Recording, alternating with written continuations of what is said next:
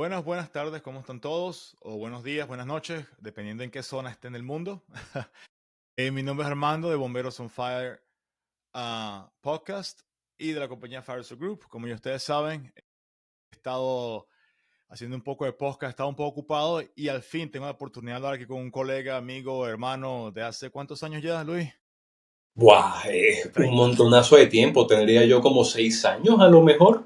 O sea, podrá ser Uf, 34, 35 años perfectamente, o sea, toda la vida. sí, toda la vida nos conocemos de toda la vida. Y la vida nos ha llevado a diferentes caminos, diferentes zonas horarias.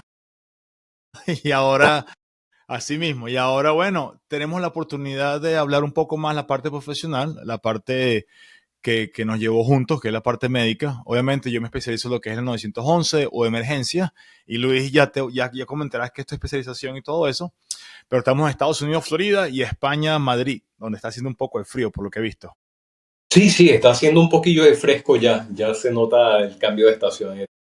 Y aquí hace calor, aquí no importa la fecha, es calor, con Muy chores o bien. pantalones.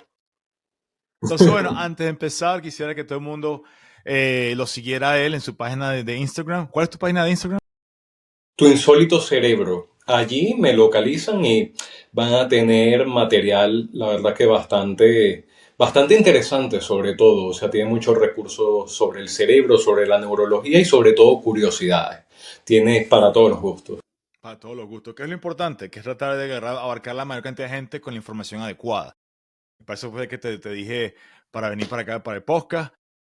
Y bueno, antes de empezar, gracias a todos los que me han escuchado o no han seguido en el podcast Bomberos on Fire desde Chile. Sé que hay gente en España, gente en Polonia. Creo que lo más lejos que he escuchado yo es Australia y Tailandia o Asia, algo así.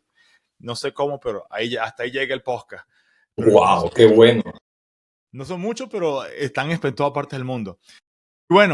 Y bueno, Luis, una pequeña introducción de quién eres tú. Yo sé que tienes muchos años en la medicina, que más de qué, 10, 15 años, 20 años. Sí, perfectamente puede ser. O sea, desde que que comencé a estudiar en la universidad, pues la verdad es que un montón de tiempo. O sea, puede haber sido perfectamente más de 20 años. Más de 20 años. ¿Y ahorita te especializas en qué exactamente? Vale, mi especialidad es neurología y estoy subespecializado en stroke, en neurología vascular y tengo también una consulta especial de neurología psicosomática. Psicosomática, ok. ¿Y qué es eso para la gente que no entiende qué es psicosomática? Vale, la neurología psicosomática abarca manifestaciones del sistema nervioso central que están muy relacionadas con ansiedad, depresión, con este tipo de cosas que a veces se pueden ver muchísimos a nivel de la consulta y a nivel de la urgencia. Y estos tienen un tipo de abordaje muy concreto y muy especial. La verdad que es un mundo fascinante que ver. Sí, sí. Imagino porque, por lo menos en mi caso, que trabajo en 911, digo una gente que puede ser síntoma de ansiedad o depresión. Pero claro, mi conocimiento y mi experiencia llega hasta cierto punto. Y después te lo mando a ti, toma. Ese es punto tuyo. Claro, son casos que son difíciles, son casos que en verdad tienen esto de, le llaman mimics and chameleons, justamente por el hecho de que hay veces que puede parecer, por ejemplo, un stroke o una crisis epiléptica, o pueden ser algún otro tipo de cuadro, pero resulta que te confunde y termina siendo alguna manifestación neurológica muy emparentada y relacionada con la ansiedad y con el miedo y con reacciones de este tipo. Y en otros casos es lo contrario, que puede parecer que a lo mejor la persona está teniendo una crisis de pánico o algo ansioso, pero que realmente tiene alguna enfermedad neurológica tangible de toda la vida. Es decir, es un campo muy elusive, muy que te puede llevar a confusión de una forma bastante frecuente. Entonces, esta confusión puede ocurrir en todos los aspectos. Los primeros que se confunden son los familiares, pero también el personal técnico paramédico. Perfectamente le puede ocurrir, a los médicos de urgencias le ocurren, a los neurólogos nos pasa. Es algo muy habitual. Entonces, hay que tener un cierto ojo y mucho cuidado con este tipo de situaciones. Claro, pero vamos por el ejemplo. Un técnico de emergencias médicas, un TEM o un sanitario, como dicen en España, lo llaman a la llamada, tiene un paciente que tiene, eh, parece un caso de ansiedad, o por lo menos se ve que está como deprimido o no tiene energía. ¿Cómo yo puedo determinar, como técnico de emergencias, con las herramientas que nos dan, y entiendo que es diferente a Estados Unidos, a España, en todas partes del mundo, cómo hace uno para detectar rápidamente o eliminar que no es hipoglucemia, problema de azúcar, es ansiedad, es simplemente algo neurológico? Es que muchas veces se pueden solapar porque realmente eh, los síntomas que puede tener una hipoglucemia o una hiperglicemia grave puede perfectamente simularte un ataque de pánico. Es decir, los dos te pueden dar sudoración profusa, los dos te pueden dar temblores, los dos te pueden dar mala coloración. Es decir, es algo que en verdad sí puede confundir bastante. Una de las cosas que es un dato muy importante, que esto se constata con la familia, es si esta persona es conocida con antecedentes psicológicos o no. O sea, porque ya llama mucho la atención que una persona que nunca ha tenido una crisis ansiosa, nunca ha tenido ningún tipo de problema de ese tipo, de repente debute con unos síntomas así. Entonces, sobre todo, siempre, siempre, siempre preguntar los medicamentos que toma. Si a lo mejor es una persona que está polimedicada con antidepresivos, con ansiolíticos y demás, y eso te da una pista a lo mejor del background donde nos estamos moviendo. O lo contrario, una persona que resulta que jamás ha tenido una situación de estas y tú le ves con la sudoración, tú le ves pálido, tú le ves con mal aspecto, como muy agitado y demás. Entonces, un poco el punto de partida del contexto de dónde viene es algo que te suele ayudar bastante, te da un hint, te da como una especie de orientación de por dónde pueden venir las cosas. No siempre es infalible, pero es algo que sí termina ayudando mucho. Si no es 911, creo que es el Suma 211. Algo así es, antes, obviamente, mientras hace todos los chequeos signos vitales, es explorar la historia médica del paciente. Totalmente, fundamental. Ok, Lo de la historia médica es que te da una pauta de intuición de por dónde pueden ir las cosas. Y es que realmente, mm, por ejemplo, una tormenta tiroidea perfectamente puede parecer una crisis maníaca del paciente súper agitado, súper desbordado, súper a tope, pero resulta que es un problema de la tiroides bastante heavy. Es una urgencia vital. Entonces, una persona que de repente tú lo ves mega taquicárdico, con arritmias, sudando a tope, rojo, súper agitado, y resulta que parece que tiene una crisis maníaca, y resulta que no, resulta que te lo dice el familiar, que esta persona está sufriendo mucho de la tiroides y que esto resulta que es un problema de atención urgente que hay que atender.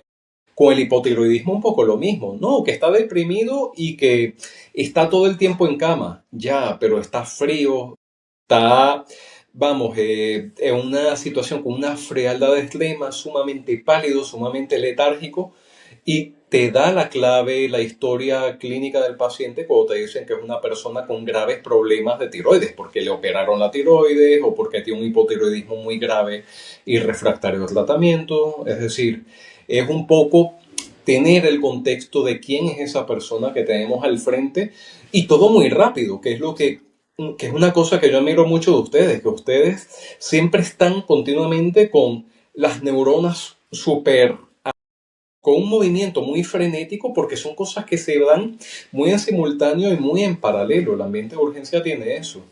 sí, bueno, de hecho tenemos protocolos, ya tú sabes, de los tiempos, porque mientras más rápido te lo llevo a ti, más rápido y más fácil se recupera el paciente o la víctima.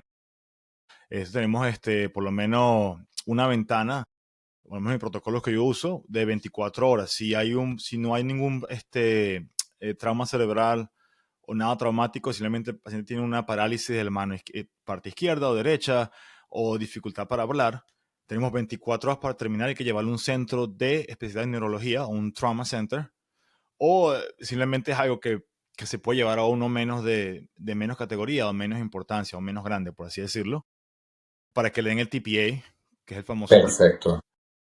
O de repente el paciente me dice, yo tomé aspirina y tomé, I don't know, heparina, ahí se jodió todo, por lo menos con el TPA. Claro, totalmente. Sí, sí, sí. Pero es una cosa que, sobre todo, esa respuesta rápida, muchísimo la diferencia. Es algo que la sobre el tiempo es cerebro. Sí. Entonces, una de las cosas muy buenas, que es un recurso de los centros especializados en stroke, es el recurso de imagen. El recurso de imagen en estas alturas puede ayudar mucho a reconocer qué paciente puede estar teniendo una situación psicosomática o algún tipo de enfermedad de otro tipo que simule un ictus. Eso ahora es posible. El uso de la resonancia magnética, por ejemplo, para este tipo de cosas es una maravilla, o el uso del TAC perfusión para ver el patrón de perfusión en el cerebro, valga la redundancia, es algo que puede ayudar muy bien a discriminar quién tiene un ictus o quién tiene una presentación un poco más rara de algún otro tipo de enfermedad o incluso un cuadro de estos funcionales o un cuadro psicosomático. Eso es una maravilla, sí, sí. Tal cual, lo del TAC móvil que está montado en la unidad de UBI, de terapia intensiva, la verdad es que es una gozada. Esto lo comenzaron los alemanes hace ya unos años Sí. y la verdad que es una maravilla poder contar con ese recurso ahora. Aquí en España todavía no lo tenemos, pero ya en Estados Unidos qué maravilla que ya cuentan con eso tan valioso. Sí, sí. No, no en todas partes, ¿sabes? Todo es dinero y no todo es barato. Sí, pero sí hay unidades, yo sé que al norte, New York, New Jersey, por ahí sé que hay bastantes de esas. No sé si en la Florida hay, todavía no estoy, no sé. Pero una pregunta, y por eso que vi un post tuyo en tu Instagram. ¿Qué tiene que ver la cultura o la influencia externa con un stroke, con ACV, con todo eso? La influencia externa y un stroke. ¿En qué sentido la cultura? Bueno, por lo menos la cultura hispana Ok, o la latina, que de repente es un poco más emocional en ese aspecto, y tú crees que un ataque de ansiedad es otra cosa. tiene muchos matices. Sí, sí, sí, no, no, y es un tema muy curioso. La cultura latina yo creo que influye mucho tanto por exceso como por defecto. O sea, tenemos desde el señor que se lo toma todo muy relajado y dice, bueno, se me ha ido medio cuerpo y balbucea un poco, pero esto se me pasará, esto debe ser el calor. Y a lo mejor se queda allí esperando durante toda la tarde, echa una siesta y ya cuando ve que se ha despertado horas después y no se le pasa, pues ya es que cuando por fin como que le hace clic algo y dice, hombre, como que sí debería ir a urgencias y llamar a alguien. Sí. Esto es una de las cosas que se ve, pero también se ve mucho el fenómeno ayayay, que el fenómeno ayayay es de repente el hecho de que en verdad puede ser que estás teniendo algún tipo de, me lo invento, hiciste esa misma siesta pero te dormiste sobre el brazo y cuando te despiertas, claro, tienes hormigueo en el brazo porque estabas presionando con tu peso corporal. Pues ya Exacto. eso automáticamente comienza a ser un drama y activemos ya absolutamente todo, llamemos los helicópteros y demás porque seguro que tengo un derrame cerebral y que vamos a pensar todo lo peor. Entonces, se ve en la cultura hispana esos dos extremos. Lo mejor contextualizarlo todo como algo muy dramático y como muy fuerte, que vamos, un stroke lo es, pero sobre todo añadirle mucho esa carga emocional que puede, por otra parte, empeorar el ictus. O sea, una descarga de adrenalina, de catecolaminas, está demostrado científicamente que empeora Sí. los ictus, propiamente dicho, tanto en modelo animal como en seres humanos. Eso se conoce, son infartos cerebrales mucho más grandes. Y en cambio, el que se lo toma con mucha más tranquilidad, pues bueno, el hándicap es el retardo a la atención.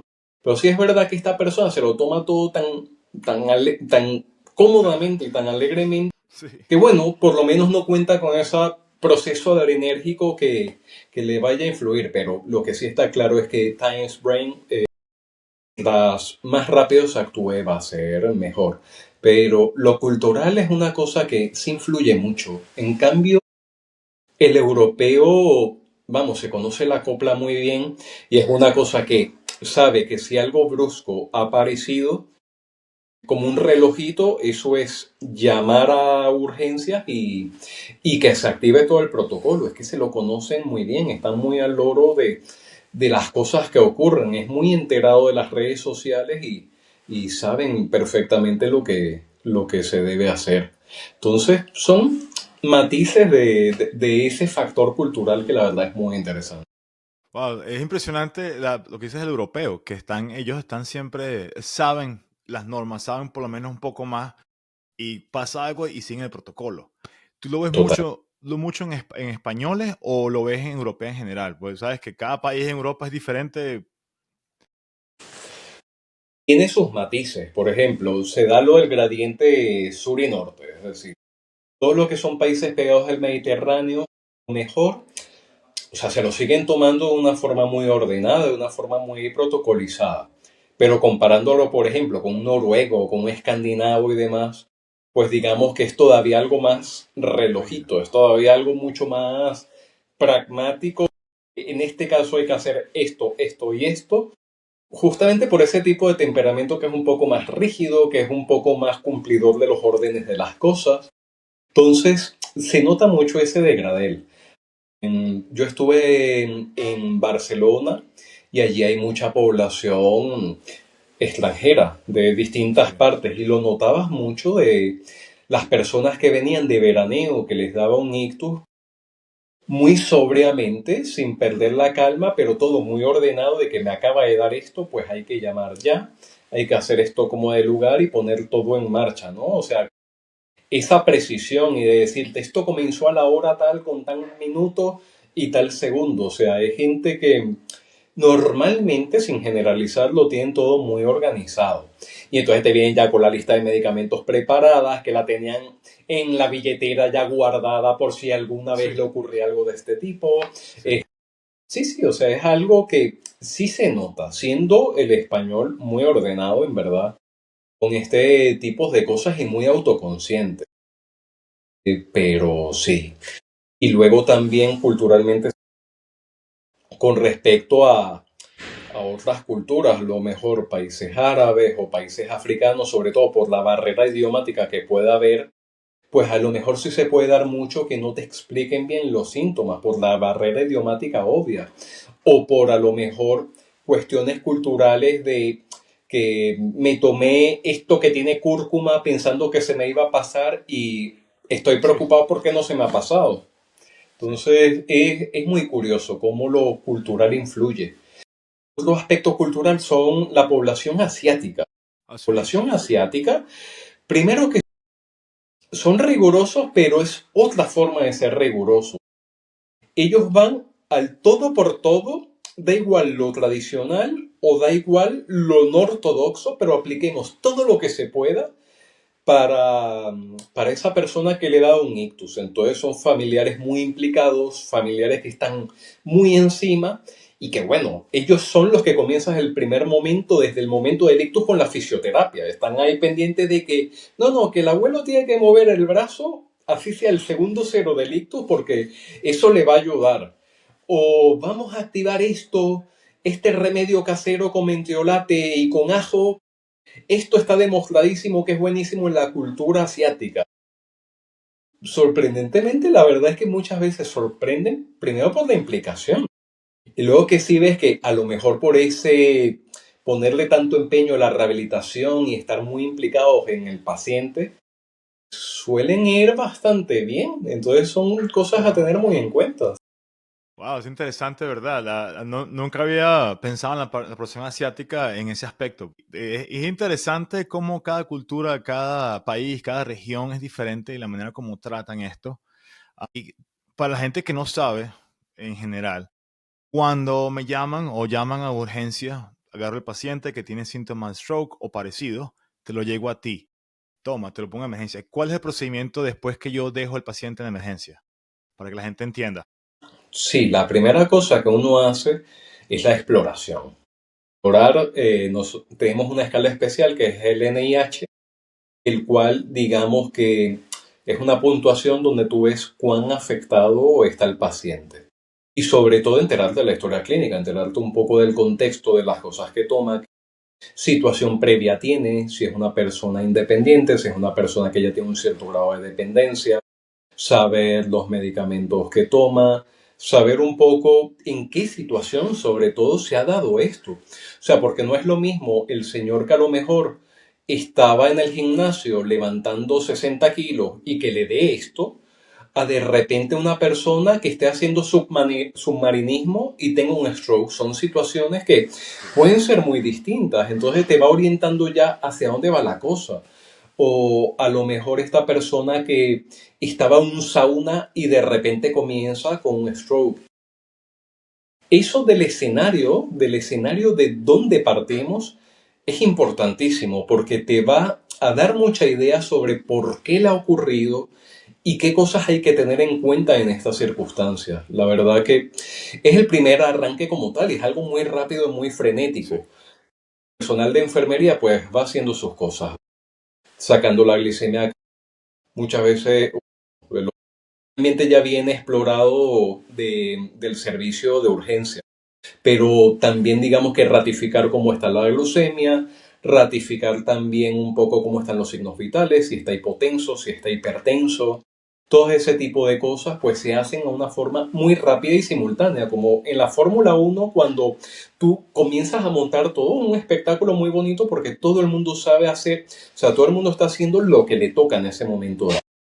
Luego va a imagen, va al TAC o a la resonancia, un poco según el protocolo de cada sitio.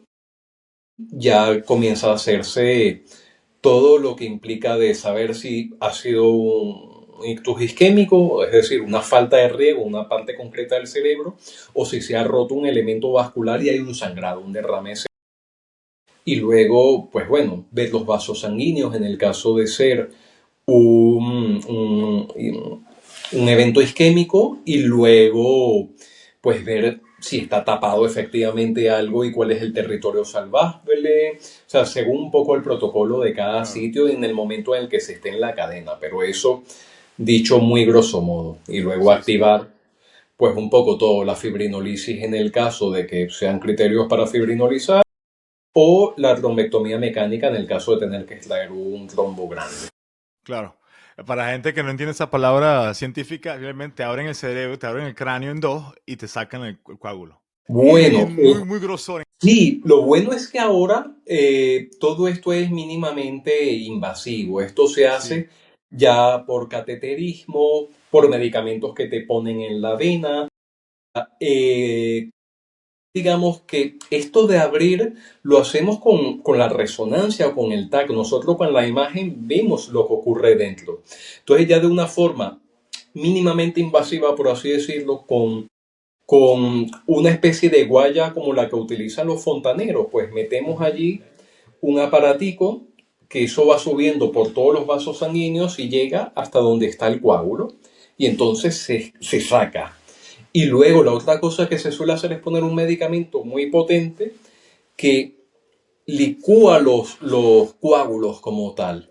Entonces eso la verdad es que ayuda a nuestros pacientes. Entonces esto antes se hacía esto de tener que hacer una operación para localizar el trombo en las arterias, en vasos muy distales, pero antaño, hace mucho tiempo y claro, con todos los problemas de una cirugía, con todos los problemas que puede Sí, hacer de sí. morbi y mortalidad.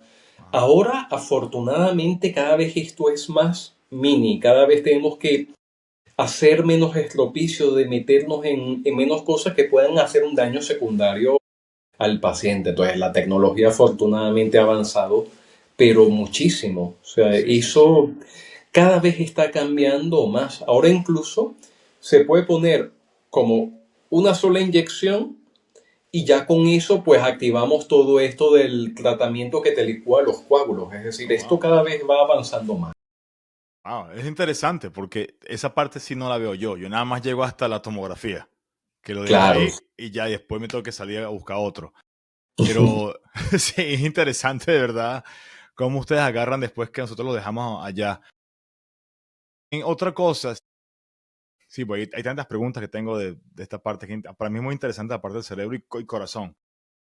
Pero vamos a hacer, ¿qué escala? Porque nosotros tenemos una cuestión en Estados Unidos, tenemos la famosa escala de Cincinnati para Ok. detectar que hay un stroke. Hay la que es ¿cómo se llama? Se me va el nombre, que es la más sencilla de todas, El FAS. el FAST. ¿Cuál de las dos tú recomiendas, o cuál de las dos, por lo menos en España? Yo tengo que usar el protocolo, tengo que usar la que me mandó mi protocolo, pero en España, por lo menos en otros países, ¿qué escala tú recomiendas más para un trabajador de emergencia para detectar lo más rápido posible alguna deficiencia neurovascular o neuromuscular? Aquí en Madrid la escala Madrid Direct, digamos que el sistema público de salud está, digamos que homogenizado un poco con una escala también muy sencilla, muy parecida al FAS. Luego en Barcelona tienen una escala que se llama RACE, que la escala RACE también, digamos que es muy parecida a la escala FAS. Tiene unos pocos ítems que se toma muy en cuenta, pero básicamente las escalas toman en cuenta una serie de cosas que son los que vemos más divulgativamente, ¿no? Es decir, lo de la desviación de la boca, lo de la alteración del habla, lo de la pérdida de fuerza. Entonces son ítems que la verdad que ayudan muchísimo a identificar un stroke.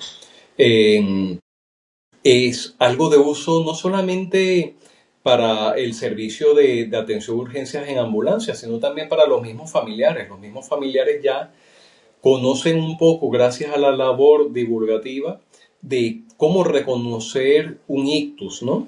Y sobre todo tener esta conciencia de que cuando aparezca aunque sea uno de estos, que automáticamente, sin pensártelo mucho, pues activar las cosas cuanto antes. Claro, Entonces, sí, aquí en Madrid tienen el Madrid Direct, que la verdad como que te permite organizar las cosas muy bien sobre a qué paciente llevar a cada tipo de centro, pero sí, o sea, a nivel de España se manejan escalas que son muy parecidas y que son sencillas. O sea, sobre todo aquí lo importante es la sencillez para reconocer de una forma rápida y moverte rápido. Si llega la urgencia y no termina siendo un stroke, pues no pasa nada, las cosas se hicieron bien y lo que uno se lleva pues es la satisfacción de que hemos reconocido a este paciente, afortunadamente que no ha sido ninguna cosa grave, pero se ha hecho toda la cadena. Entonces es muy importante esto de que lo sepan todos el hecho de activar al primer indicio. claro. Sí, como yo siempre predigo cuando doy clases o cuando enseño algo, es el principio KISS. No sé si lo has escuchado. No, ese no lo he escuchado, cuenta. Keep it simple, Ok, sí, sí, sí, sí, sencillo. totalmente, es Mientras importantísimo. más sencillo lo mantengas, mucho mejor. En el caso, en este momento, de la parte de hospitalaria, de stroke, ACV, manténlo lo más simple posible. Yo también lo digo cuando enseño la parte de bomberil. Tú no vas a calcular presiones de agua a las 3 de la mañana después de trabajar 24 horas. Totalmente. Haz un panel, pon unos números y eso es lo que tú vas a usar en todo. Yo trato de aplicar lo más sencillo posible porque a la hora de la verdad, lo que tú menos quieres es pensar, calcular cosas cuando ya tienes todo listo. Claro, totalmente. Sí, sí, que sea algo muy pragmático, muy operativo, muy ágil, Ujú.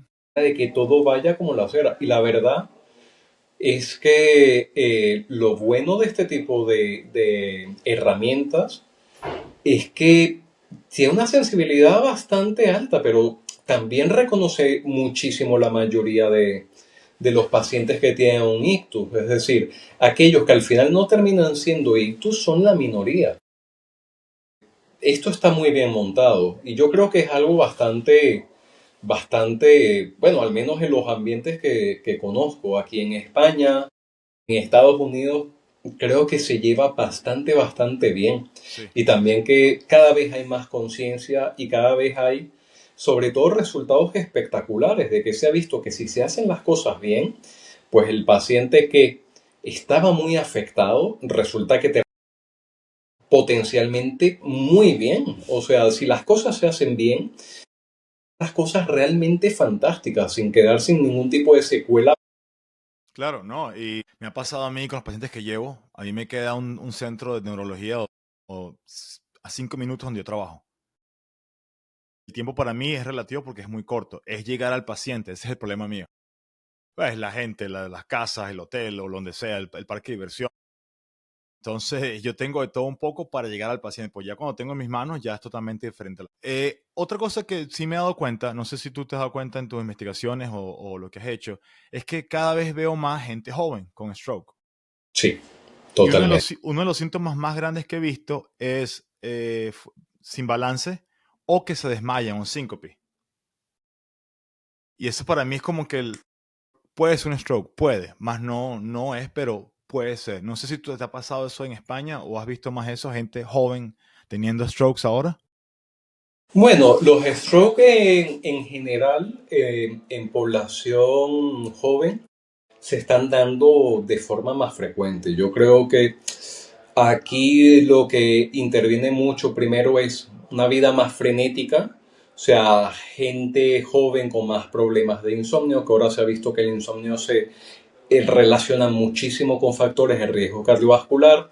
Se ha visto también peores hábitos de consumo, cosas un poco más grasientas, sobre todo por las redes sociales.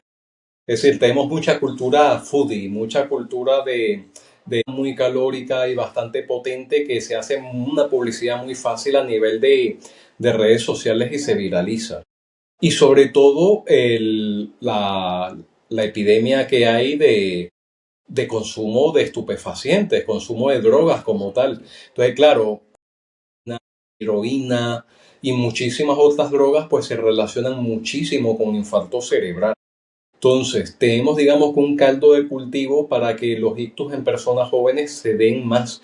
Sobre todo el hecho de que es una sociedad que está ahora a lo mejor tomando unos hábitos de alimentación, un poco de ejercicio que son un poco insanos. Y luego también el extremo contrario.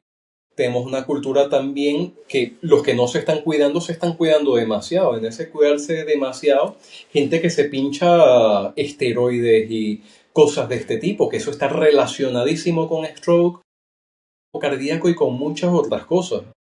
Entonces, digamos que sí está cambiando un poco la gente joven, pues le está dando más stroke un poco con esto.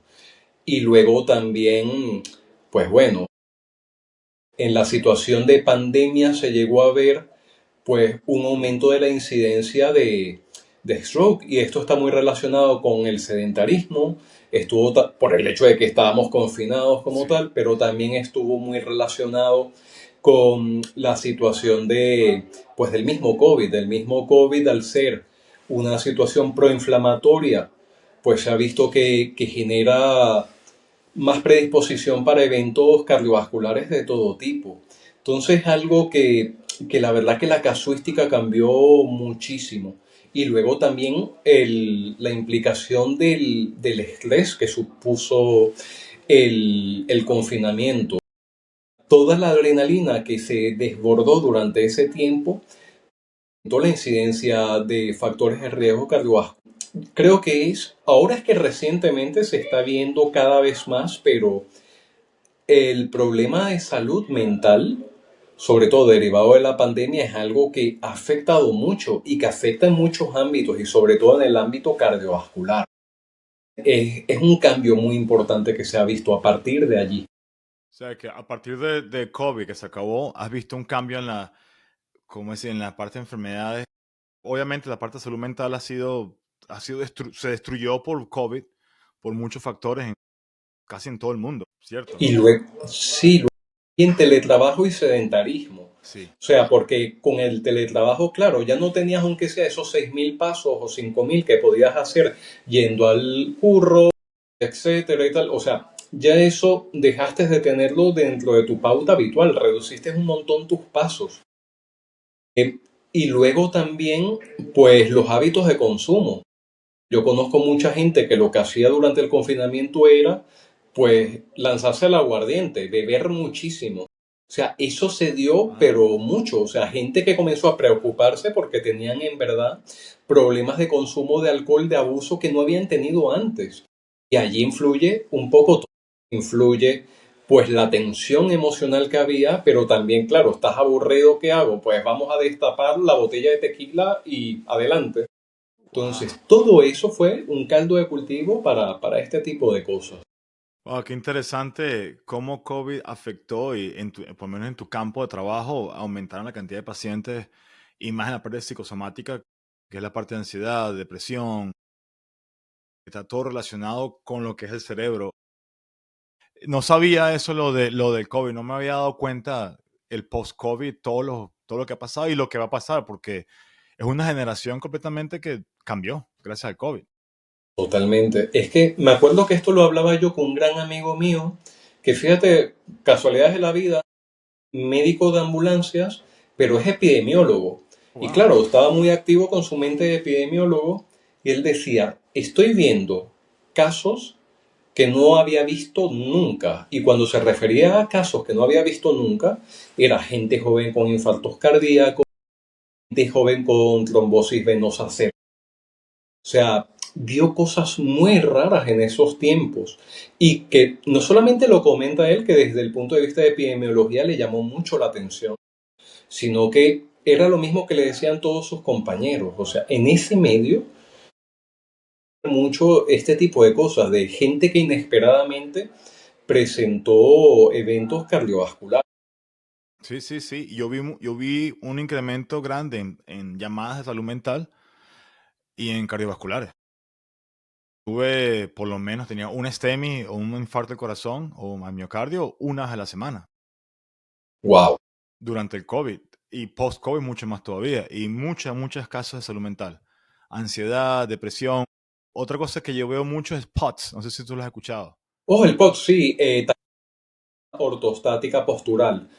Sí. Justamente la consulta que yo tengo de neurología psicosomática, pues una de las cosas que llegan mucho es justamente este tipo de manifestación, que se puede dar por factores psicosomáticos o por no psicosomáticos, que pueden ser por verdaderas enfermedades estructurales a nivel del sistema nervioso, del corazón, pero se ve bastante lo del POTS. Gente que se marea cuando se pone de pie porque se le pone el corazón a 100.000. O sea, la verdad que es una cosa que llama la atención y que en el caso del post-COVID comenzó a verse mucho, lo del el tema del POTS. Sí, el POTS es, para mí es una manera fancy de decir ¿cómo se llama? Ortostática. Que Totalmente, al sí, moverte del sí. lugar te desmaya. Pero hay alguna cosa que me pasa por lo menos a mí, en donde yo trabajo en el área de Disney, como tú sabes, en los parques de diversiones, y yo cubro todas esas Sí, partes, y cada empleado de Disney tiene POTS, o la gran mayoría tiene POTS, que eso no lo vi yo wow. cuando trabajaba en los barrios aquí en Orlando. Eso no lo vi, nunca lo vi cuando trabajaba en las áreas candelas aquí de Orlando y en la Florida. Pero sí Qué lo veo en cosa tan Disney. curiosa. Lo sé, nosotros echamos broma porque cada vez que vemos un paciente que tiene POTS es empleado de Disney. Y eso creo que es un requerimiento ahora. Claro, sí, sí, no, no, es una cosa la verdad que es bastante curiosa. Habría que analizar un poco cómo es la atención de este tipo de personas que trabajan en Disney. A lo mejor hay algún tipo de factor psicosomático. Tiene pinta de ser un sitio exigente desde el punto de vista laboral. Sí, sí, es como decir el esclavo del siglo XXII, XXI. Te pagan poquito y trabajas mucho. Pero es Claro, no, empleado de Disney. este tipo de cosas es curioso porque la primera vez que se describió el POTS hace mucho tiempo le llamaban el síndrome del corazón de guerra. Eran veteranos de guerra que cuando volvían a casa con todo lo feo que habían visto, llegaban que cada vez que se levantaban se mareaban. Entonces le hacían estudios de todo tipo, del corazón, del cerebro, de todo y todo terminaba normal. Entonces lo que sí veían era que se ponía el corazón a tope cuando se ponían de pie y se les bajaba la tensión. Entonces se llamó así el síndrome del corazón de De guerra. guerra. Ah, Y es una cosa que al principio se asociaba con soldados retornados o que te retornaban porque ya no valías claro. para lo tuyo, porque te mareabas cada vez que te ponías de pie. Pero claro, es que no hace falta que te explote una mina antipersonal para que tú te pongas nervioso. Llevas un ritmo frenético y cañero, como a lo mejor se puede ver en Disney o en algún otro sitio, pues es normal que este tipo de cosas puedan ocurrir, claramente. Interesante. Si tienes la oportunidad de venir para acá, que espero que vengas para Orlando, Florida, Me encantaría. Voy a llevarte, voy a darte un tour por las ambulancias y para que veas lo que hacemos aquí. Guau, me fascinaría, la verdad es A que ver si me yo da el chance, encantado. a ver si me da el chance de hacerlo, lo voy a hacer porque sería muy interesante hablar con POTS, con los compañeros aquí. Guau, me encantaría, la verdad es que, aparte que son casos que me gusta llevarlos, o sea, los casos de POTS, la verdad es que si se hacen las cosas bien pueden mejorar bastante. Sí, sí, Y claro, necesitan un estudio extenso, necesitan descartarse una serie de cosas, pero se puede haber mejoría en este tipo de pacientes. Haciendo sí. las intervenciones correctas puede mejorar bastante. Y eso espero, ojalá que lo estén haciendo porque de verdad que tenemos un caso de POTS una vez en el turno. Y siempre es empleado de Disney, no es más nadie, es empleado de Disney. Muy bien. Usualmente son entre 18 años y 25 años. Totalmente. Sí, sí, es gente joven aparte, es gente Sí, joven que a lo mejor esa resiliencia no la has todavía desarrollado tanto y digamos que todavía, pues bueno, esos mecanismos de tolerancia a la frustración o esos mecanismos de lidiar con el estrés todavía no los tienes muy pulidos, puede ser perfecto. claro. Una pregunta, tú como el neurocirujano, No, soy neurólogo. ¿cómo tú atiendes o tratas un episodio de ansiedad? Porque es muy diferente como el psicólogo, el punto de vista, o el orientador o el coach, que un neurólogo. Vale, sí, sí, o sea, la verdad es que sobre todo que normalmente, clásicamente los casos de ansiedad, pues a nivel de especialista los trata o el psicólogo o el psiquiatra, pero los neurólogos estamos mucho, la verdad. Ujú. O sea, es una patología que la verdad es que a pesar de que directamente no nos toca, la verdad es que sí lo vemos muchísimo. Y sobre todo en qué momento estamos, o sea, porque a lo mejor es el paciente que tenemos al frente con un episodio de ansiedad agudo, un paciente que en verdad le ha pasado algo muy malo y pues está muy tocado emocionalmente en ese momento. O Sí, puede sí. ser un paciente que ya lleva teniendo durante largo tiempo. Yo creo que lo primero es pues ese rapport con el paciente, ese entablar conexión con el paciente sin necesidad de poner medicación en el momento ni nada, sino simplemente utilizar las herramientas no farmacológicas, utilizar pues un poco el llamado a un ambiente que le baje un poco esta situación. Entonces hay varias técnicas. Una de las técnicas justamente es centrarle en aquí y ahora. Por ejemplo, decirle, mira, mírame, mírame, mírame, céntrate en mi mirada de tal manera de hacer que ya no esté en bucle con esa sensación desagradable, sino que centrarle en algún tipo de estímulo concreto. Luego otras cosas que se puede hacer es la técnica de, ahora vas a buscar una cosa de color verde. Entonces él va a buscar con los ojos una cosa de color verde. Ahora una cosa que suene agudo y va a buscar una cosa dentro del ambiente que suena agudo. Ahora vas a buscar una cosa que huela feo y va a buscar dentro del ambiente una cosa que huela feo. Como Entonces de esa distraerlo. manera tú le distraes un poco y le centras en tiempo presente y eso ayuda bastante. Luego también las técnicas de respiración. Hacer una respiración profunda, pausada y rítmica que tú dictes el ritmo. Entonces así de alguna manera desenganchas al paciente de esa situación que la agobia. Luego está también la técnica de la mariposa, que es una que es muy famosa, que es el paciente va a poner las manos así y va a hacer un movimiento rítmico alternante. Y esto ayuda mucho a calmar un poco la situación. Y luego, bueno, si ya con esto no se puede, pues obviamente ya hay que tirarle medicamentos por una benzodiazepina, utilizar un Orfidal, utilizar, o sea, lorazepam, utilizar un alprazolam, utilizar a lo mejor diazepam si es algo muy fuerte. O sea, depende un poco del contexto y cómo realmente de mal esté. O sea, porque a veces en verdad es que necesita una medicación, una intervención de este tipo. Pero muchas veces la mayoría puede calmarse pues con técnicas que hagan que el paciente entre en calma como tal. Más bien, a veces lo que le echas leña al fuego es cuando le dices, pero cálmate. Cuando le dices, pero cálmate, Sí, sí. eso es ponerlo todavía mucho peor. Peor, sí, lo pones peor. Entonces, Es un poco como lo del no pienses en un elefante blanco. Como te digan que no pienses en un elefante blanco, seguro que vas a pensar en el elefante blanco. Como te digan cálmate, pues te vas a poner peor. O sea, es lo típico de que a veces lo vemos en lo cotidiano, pero cálmate. Y no, la otra persona se pone todavía peor y te termina lanzando algo por la cabeza. Entonces es un poco más o menos el mismo principio. Pero sí, en la medida de lo posible, siempre hay una manera, pues, de hacer a lo mejor una función un poco en espejo, de presentarle el tiempo presente para que, digamos, que se vaya calmando poco a poco de una forma progresiva y que salga un poco de esa sensación tan angustiosa y tan horrible que tiene. La verdad es que no sabía de la técnica de mariposa, nunca lo había escuchado, primera vez. Y yo lo que hago es decirle películas. Mira, ¿qué te gusta la película? ¿Cuál te gusta? ¿Te gusta Disney? Qué ¿Te gusta bueno. Marvel? Y completamente se distraen tanto que se baja la ansiedad. Totalmente.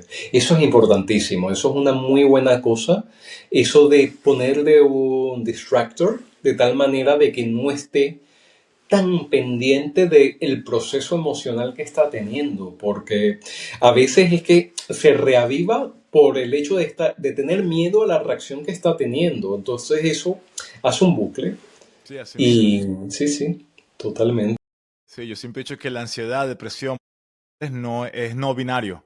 No discrimina sexo, no discrimina género, nada. No, no, no. A Le todos nos puede ocurrir afecta. esos que son ambientes donde un plan armado para que esto también, digamos, sea resuelto de alguna manera de que más bien no sea un obstáculo para lo que ustedes hacen.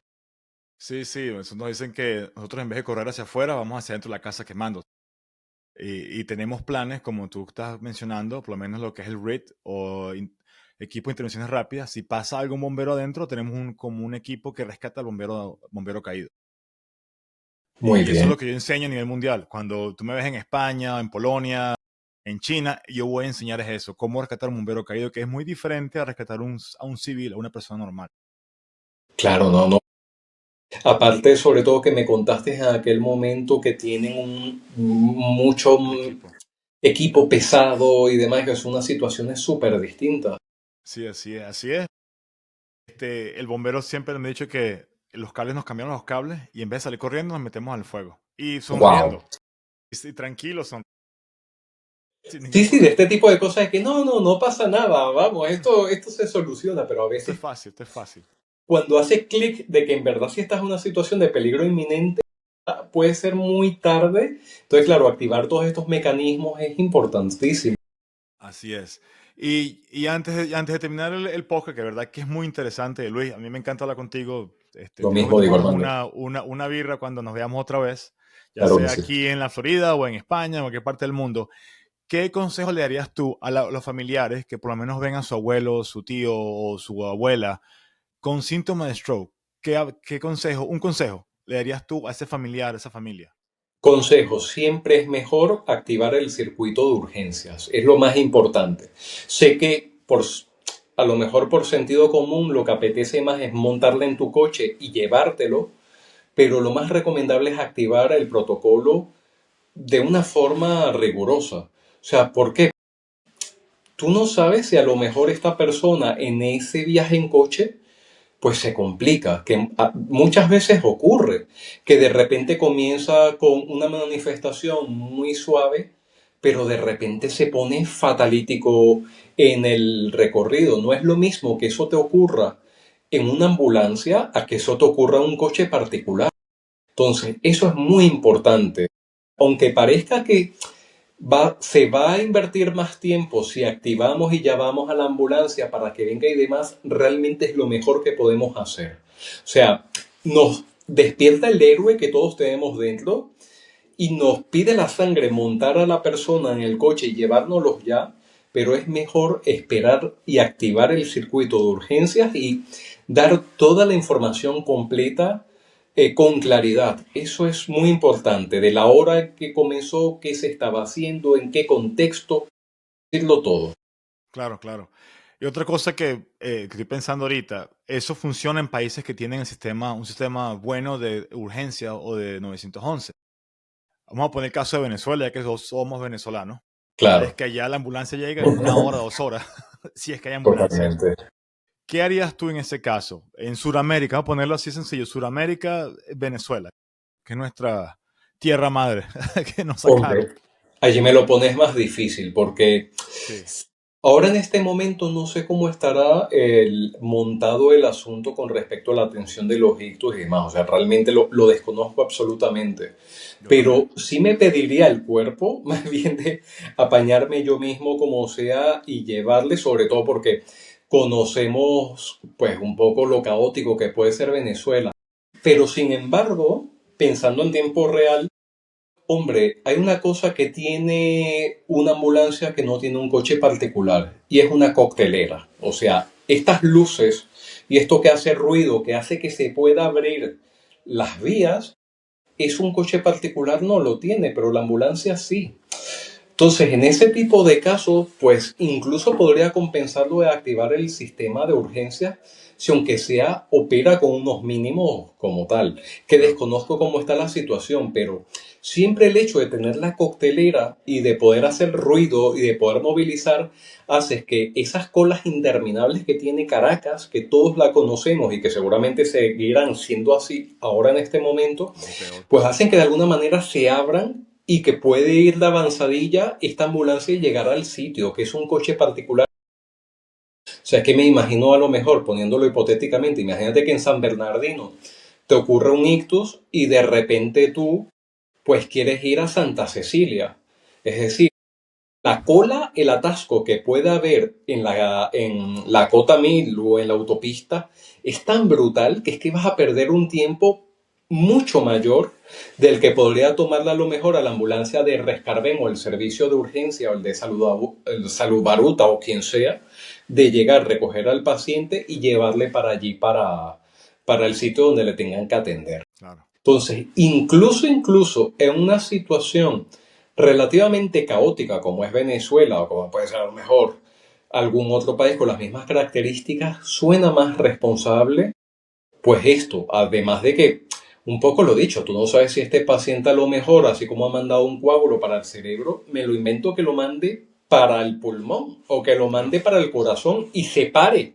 Y entonces ya no estamos hablando de la atención de un ictus que en muchos casos es trasladar y asegurar un poco los signos vitales y demás, sino que ya es una parada. Atender una parada a un coche, pues digamos que es, tienes todo en tu contra, no tienes ningún tipo de ACLS para tú poder aplicar en esas circunstancias. O sea, incluso poniéndolo a lo mejor en Burkina Faso que te ocurra, siempre yo creo que ganas más pues teniendo el uso de la ambulancia con los recursos con los que puedan haber. Incluso una persona que pueda, o sea, imagínate que no tienes desfibrilador, no tienes para intubar y tal, pero una persona que aplique bien las compresiones y que dé ambú, pues bueno, eso es muy universal y Sí, sí, te sí, sí. marca una diferencia. Es así. Si no se te muere en el carro atrás y vas a tener un familiar muerto en tu carro. Eso es, totalmente. Es así. Una frase que pueda acumular todo lo que hablamos en esta hora, que me puedes decir en este momento. ¿Qué dirías tú? Te la puse Pues difícil. una frase que pueda aglomerar todo. Times Brain. Yo creo que justamente ponerlo simple, ponerlo estúpido, Time is Brain. Me quedo Perfecto. con esa. Entonces, bueno, con eso, ¿verdad? Terminamos el podcast. Para mí fue muy interesante hablar contigo y espero que por lo menos alguien que nos escuche el podcast tome conciencia de lo que hablamos hoy, de lo que expusiste hoy. Otra vez, Luis, si la gente te quiere consultar cosas, te quiere hablar, te quiere decir, mira, me gustó Luis, el doctor Rodríguez, ¿verdad? Que para mí ese carajo es lo mejor. ¿Dónde te pueden ubicar? ¿Cómo se llama el Para, Instagram? vale, para ubicarme, la ruta fácil es por tu insólito cerebro en Instagram. Allí yo con toda la confianza del mundo recibo sus mensajes privados y podemos incluso cuadrar alguna cita a distancia, una cita online, sin ningún tipo de problema. Nosotros atendemos pacientes a larga distancia. Perfecto. Entonces, a la orden con cualquier cosa de neurología en general, desde el punto de vista de vascular o desde el punto de vista psicosomático, que es una consulta especial que tenemos. Claro, claro. Me alegra que puedas también hacer videollamadas o que no tiene que estar en España usualmente. Eso es. Una herramienta que muy poca gente le ofrece y me alegra mucho que estés haciendo eso. Y como te dije, me gustaría en unas birras el año que viene, ojalá Claro que sí. podamos vernos un rato y hacer algo allá, con algún podcast en persona. Claro que sí, panito. Hacemos así. ¿Verdad que sí? Bueno, y con eso terminamos el podcast.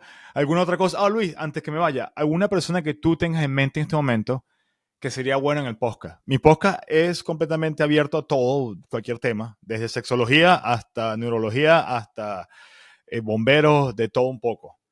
¿Qué dirías tú? ¿Quién pensarías tú? Hombre, tengo en mente, por ejemplo, a la psicóloga que trabaja con nosotros, que justamente está muy especializada en este tipo de pacientes con enfermedades psicosomáticas. Y es que es una Ok. enfermedad que es muy prevalente, se ve con mucha frecuencia. Entonces yo creo que podría aportar muchísimo en el podcast. O sea, tiene aparte que una visión muy especial en el sentido de que no solamente que es psicóloga, sino que también tiene una vocación muy de neuróloga, muy de neurocientífica, y la verdad que daría un aporte, vamos, maravilloso. Perfecto. El contacto de ella, de esa persona, para ubicarla y le dice que quiere Y conversar. también, discúlpame que No, te tranquilo. interrumpa, Dale. pues mi jefe, el doctor Anciones, que es una eminencia, es un neurocientífico, un filósofo de la vida, es una persona que es fascinante escucharla hablar sobre el cerebro y sobre filosofía y sobre la existencia. Yo creo que es una persona que podría aportar muchísimo. Interesante. Lo que es la ciencia con filosofía.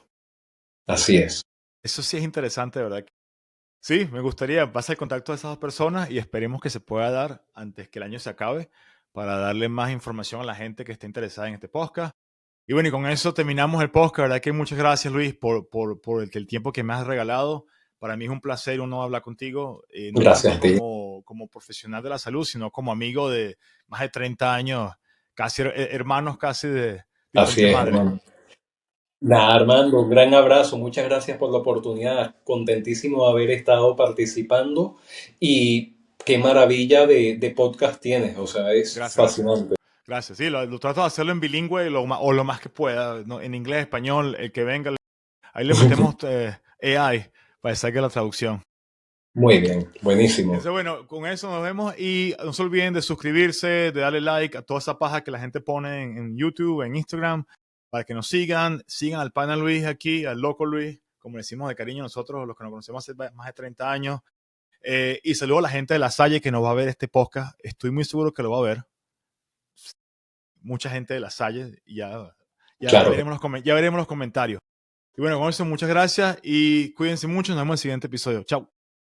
Hasta luego.